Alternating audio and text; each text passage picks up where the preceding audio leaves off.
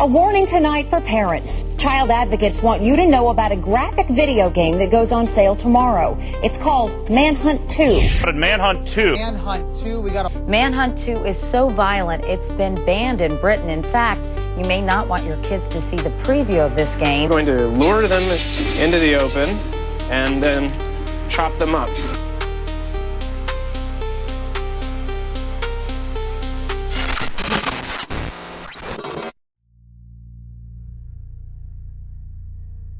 Imagine being sentenced to death. The lethal injection is administered, your heart stops.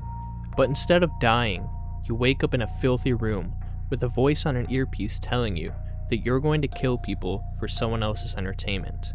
That is the premise of Manhunt. Released in 2003 by Rockstar Games, the same studio responsible for the Grand Theft Auto series, Manhunt wasn't just controversial because it was violent. Plenty of games had violence before it. What made Manhunt different was how personal, uncomfortable, and disturbingly realistic that violence felt. The game became the center of political debates, international bans, media outrage, and years later, its sequel would receive one of the rarest ratings in gaming history, an adults-only rating from the ESRB. That decision nearly killed the game before it even launched. Today, we're taking a deep dive into the history of Manhunt, what inspired it, why it caused so much controversy, and whether its reputation still holds up more than 20 years later. To understand why Manhunt existed, we have to look at Rockstar in the early 2000s. By 2003, Rockstar had become one of the biggest names in gaming thanks to the massive success of Grand Theft Auto 3 in 2001 and Vice City in 2002. Both games had sparked controversy over time. Crime, violence, and mature themes, but they also sold millions of copies. Rockstar realized something important. Controversy generated attention. But instead of making another open-world crime game, they wanted to experiment with something smaller, darker, and more focused. The result was Manhunt. Unlike GTA, where violence often felt chaotic or even humorous, Manhunt stripped away almost everything except survival and murder. There were no bustling cities filled with civilians, no radio stations, and very little comic relief. The game wanted you to feel hunted. The story follows James Earl Cash, a convicted death row inmate who is supposedly executed by lethal injection, except it was staged. Cash wakes up alive after being secretly rescued by Lionel Starkweather, the wealthy and sadistic director behind an underground snuff film operation. Starkweather offers Cash a simple deal: kill the gangs that control Carcer City, follow instructions, and simply to survive. If he succeeds, he'll supposedly earn his freedom. Carcer City itself almost becomes another character. It's filthy, abandoned, industrial, and feels completely devoid of hope. Every level reinforces the idea that civilization has collapsed into violence. The gangs aren't just generic enemies either. There are the Hoods, made up of street criminals, the Skins, who wear the faces of their victims, the Smileys, deranged inmates dressed as clowns, the War Dogs, heavily armored mercenaries. Each gang has its own personality, dialogue, and visual identity, making the city feel genuinely dangerous. Mechanically, Manhunt is actually a stealth game. Running into combat usually gets you killed. Instead, you're encouraged to hide in shadows, distract enemies with thrown objects, allow AO games on their systems. Advertising opportunities disappeared. Shelf space vanished. The game effectively couldn't succeed as a mainstream release. Most games that received AO ratings did so because of explicit sexual content. Violence alone almost never triggered the rating.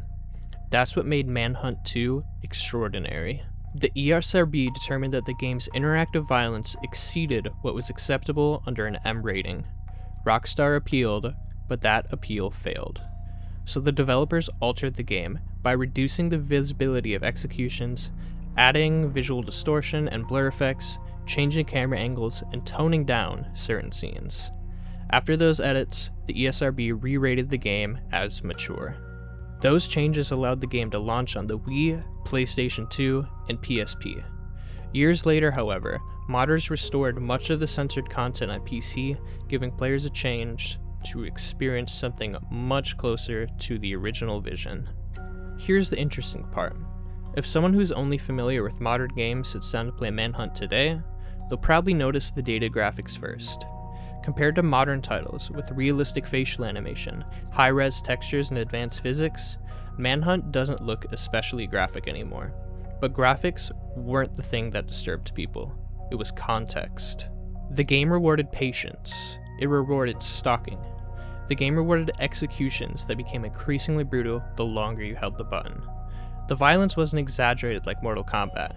It wasn't accidental like GTA. It was deliberate, intimate, and methodical.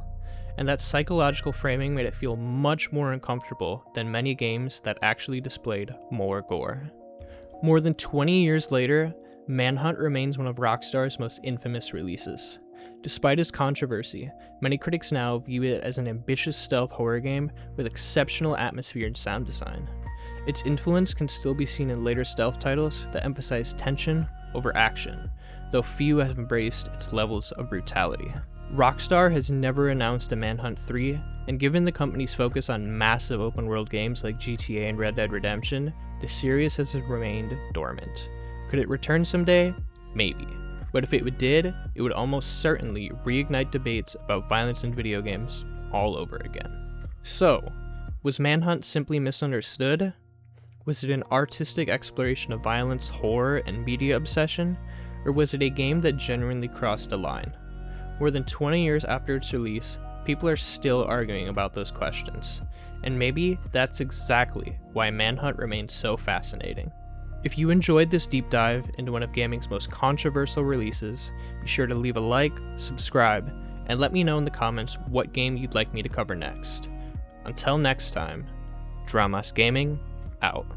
Hey guys, sorry it's been so long without an upload. If anyone's still here listening to this, thank you for the watching, thank you for the support. Yeah, I've just been busy. It's been really hard. I feel almost as if I'm in a little bit of a bubble, a little bit of a niche, especially with all the horror content I do. Obviously, I love those games. I love Resident Evil. I love the Silent Hill games. So it gets a little bit hard to think of ideas on what to do. So if you guys have any recommendations, anything you want to see me cover or that I might be interested in, please, please, please feel free to just leave a comment down below. I'd love to hear your guys' suggestions. So yeah, again, thank you guys so much for watching the video. Dramas Gaming out again.